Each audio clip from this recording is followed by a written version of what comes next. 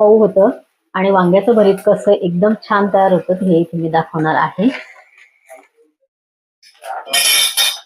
या पद्धतीने मस्त हे तयार होतं. अजून मी थोडंसं तेल याच्यामध्ये घालणार आहे.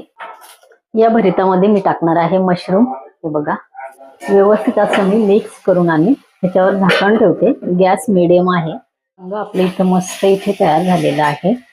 एक मिडियम साईजचा कांदा कोथिंबीर मी कापून घेतलेली आहे. आपलं हे वांग्याचं भरीत इथे व्यवस्थित या कढईमध्ये मॅश करून आणि आपल्याला दुसऱ्या डिश मध्ये काढून घ्यायचं आहे. वांग्याचं भरीत हे बघा, वांग, शिमला मिरची, शेंगदाणे याच्यामध्ये थोडेसे मी टाकून मस्त हे मिक्स झालेलं आहे. तर हे मी बाजूला ठेवते आणि आता त्याच कढईमध्ये मला घालायचं आहे तेल. तर तेल मी अगदी आता फक्त कांदा आपला व्यवस्थित व्हायला पाहिजे एवढं, म्हणजे फक्त 2 टीस्पून तेल घातलेलं आहे. तेल कडकडीत गरम होणार आहेच लगेच, कारण कढई आपली गरमच आहे. अर्धा टीस्पून मी राई घालते. भरिताला राई नक्की घाला, खूप छान